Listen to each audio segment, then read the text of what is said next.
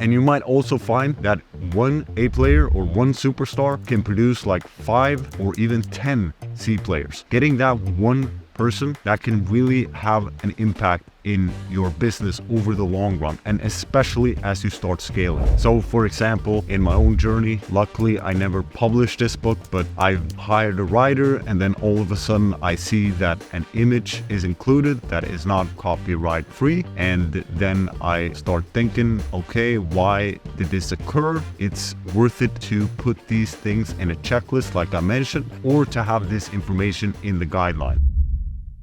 In this video, I want to talk about 8 things that I wish I knew before I scaled to 7 figures with self-publishing. And if I had known these 8 things, then I would have avoided a lot of pain.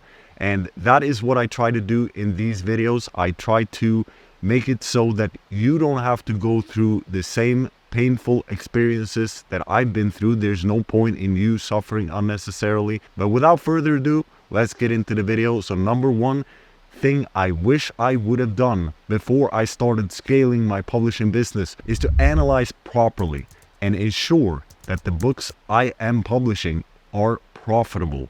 So, for example, I was way too fast.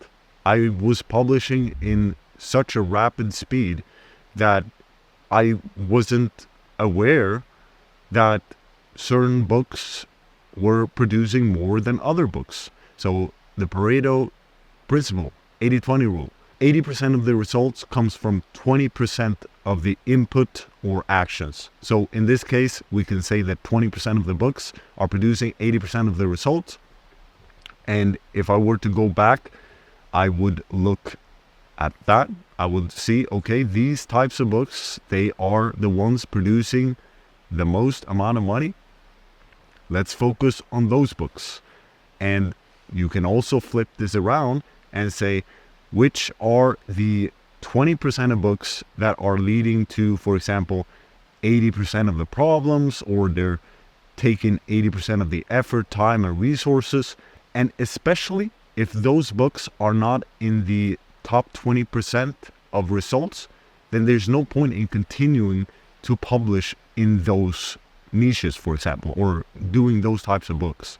So that is what I would tell myself first and foremost, is to analyze, is to see, look at your own data and see, where do I get the most results and can I do more of that? So number 2 thing I wish I would have known or thought about is to make sure that I have more of a solid foundation before I scale. And the foundation, that means everything from the book itself, but also the marketing. And it expands even further into, for example, the team that we're working with. So all of these are foundational pieces. Yes, I do believe I've published quality books. And if I look back, for example, in 2016, I've unpublished many of the books I published because I believe that they don't hold to the current standard, for example. So that's always something that you can do. You can unpublish older books if you find that they are not to the standard that you want, for example. But one thing I think is worth thinking about today is that AI can write well. It can produce great information. Now, from my point of view and my experience, AI is not producing super solid work from what I've seen. So for example, I am using AI sometimes to clean up my writing. Now this is more of an unscripted video. So for example, my English will not be 100% perfect, but if I do more of a teaching video where it's very much like I'm almost reading of a script, then yes, you can use AI tools such as Grammarly, etc., to help you to clean up the writing. And the thing I'm noticing with AI, for example, is that it tends to exaggerate. So if I say something is good, it will make it great or remarkable. If I say something is important, it will make it crucial. And it will also use, if you're not directing it properly, it will use these complex words unnecessarily. But I do believe that AI in many cases, even though sometimes it does produce inaccuracies based on what I've seen, but it can provide very solid work, especially from the surface. So for example, if I ask it to write something about self-publishing, it will probably make sense for a complete beginner, and it will even be useful.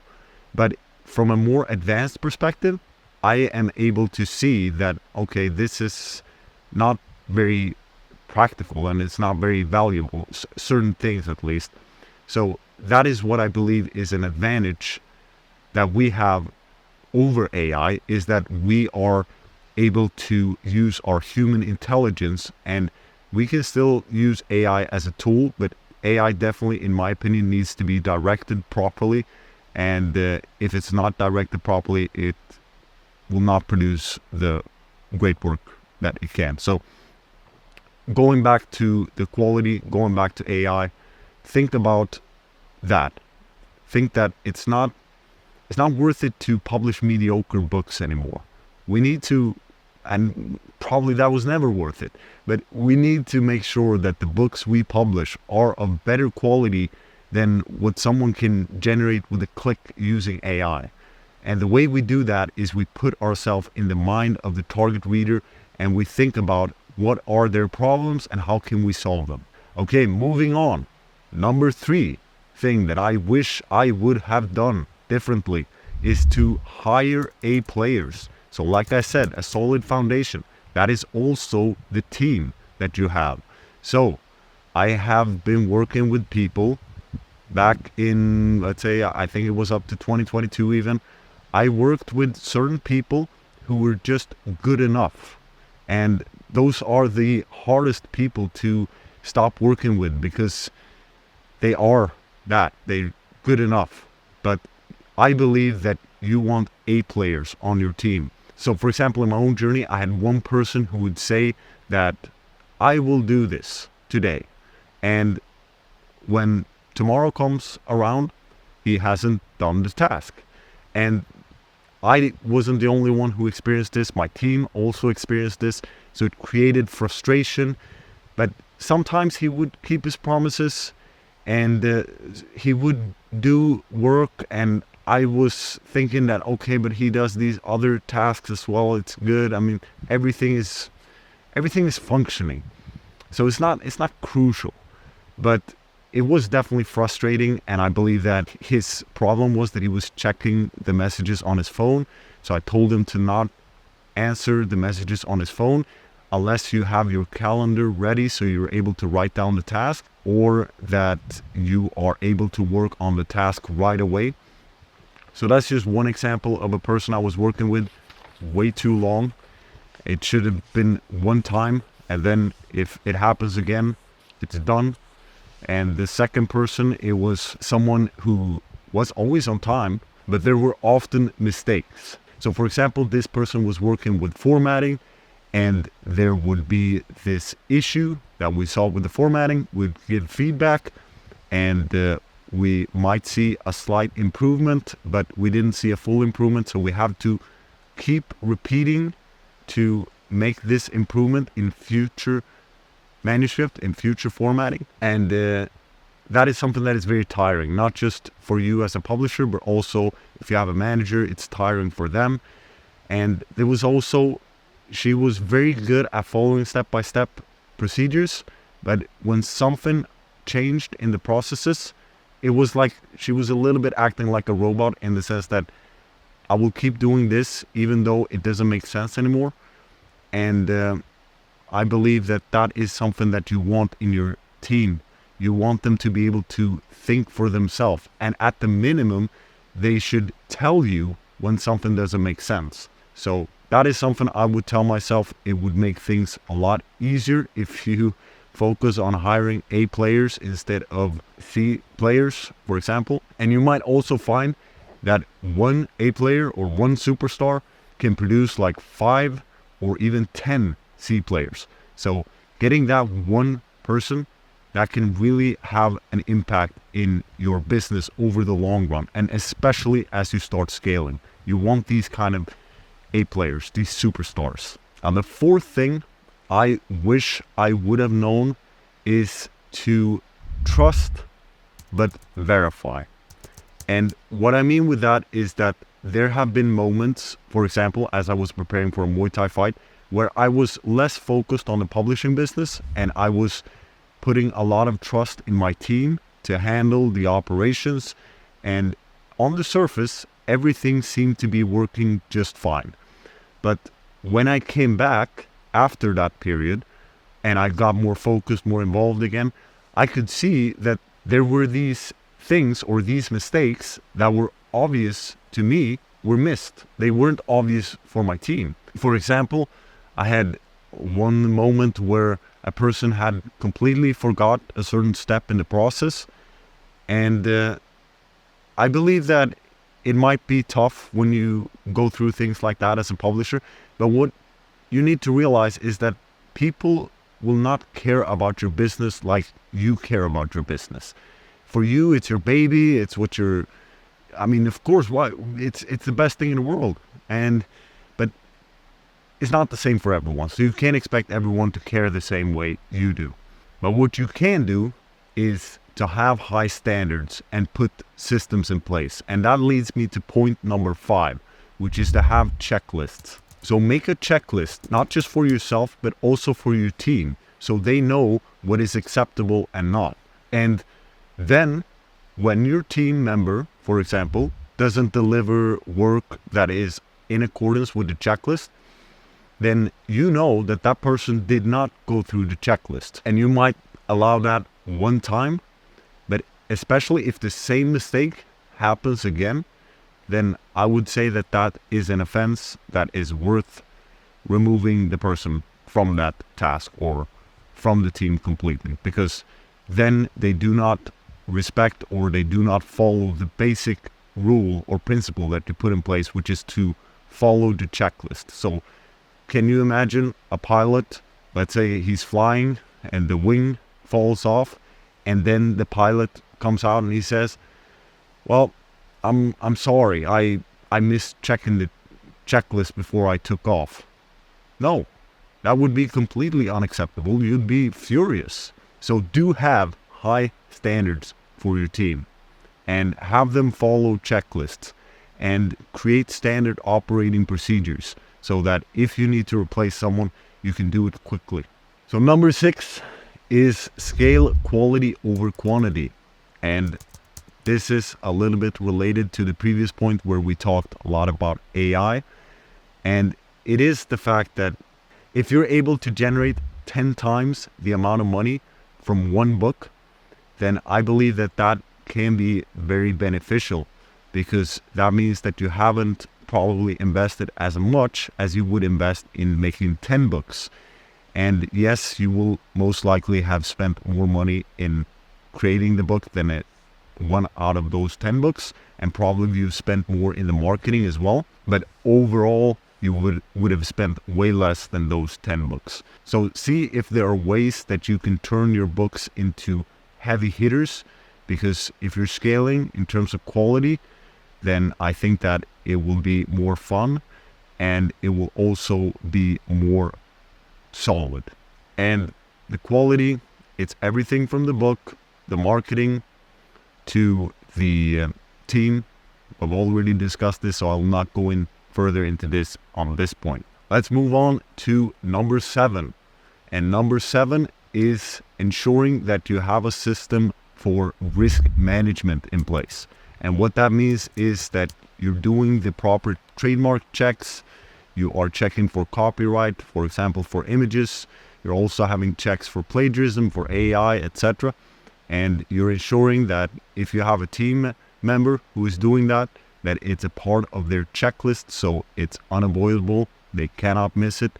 And if it's really crucial, then you might even want 2 different people to check it. It depends on how much you trust the person, but hopefully if you followed the previous steps, then you found someone that you can rely on. So for example, in my own journey, luckily I never published this book, but I've hired a writer, and then all of a sudden I see that an image is included that is not copyright free, And then I start thinking, okay, why did this occur? It was in the first job offer, I think, but that's not enough. It's worth it to put these things in a checklist, like I mentioned, or to have this information in the guidelines. So the writer, they know they will not include any images that are not royalty-free, for example. Let's go over number 8, which is to look for opportunities for compounding. And what this means is that look for opportunities, for example, with your books, and see if there's ways that the success of one book can feed into the success of another book that you published. So that is, for example, by building a series. And if you want to take it to the next level, then it's building a brand. And I covered this in the video Scaling Beyond $10,000 per month. It was published not too long ago. And in that video, I gave the example of the lighthouse publisher versus the individual books that are lighting. So for example, if you have individual winners, then if they are not related to each other, then it doesn't matter if one book takes off, it will not help the other books because they are not related in any way. But if you have a series of books or you have a brand, then if one book takes off, then that will most likely lead to more sales for your other books, especially if you've set it up so you have a series and maybe you're mentioning the other book at the end of that successful book, for example. So that is one thing to look out for. But compounding, it can also be set up in other ways so that you are not just benefiting in terms of direct money, but you're also benefiting in terms of the experience. And in the long run, the experience and the knowledge that you and your team build up, that can be very, very valuable. So what this could entail is setting up a feedback system where you are learning from the customers, for example, and your team is learning from the customers, and you are continuously getting better, and the books are continuously getting better. For example, if you're working with a writer for several years, then that writer will most likely be a lot better at writing the books in your topic than in year 1. So their skills will develop and your skills as a publisher will develop. And if you want to learn more about this, I advise you to read the book Good to Great by Jim Collins. And the concept that he mentions there is called the flywheel effect. Hopefully you found this video helpful. And if you did, hit the like button. I sincerely hope that you take these lessons to heart, because if you do and you apply them, then you can avoid a lot of the painful mistakes and heartache and high blood pressure, etc. that I had to go through in my own journey to scaling to 7 figures. Best of luck in your own self-publishing journey. Thanks for watching. See you in the next video.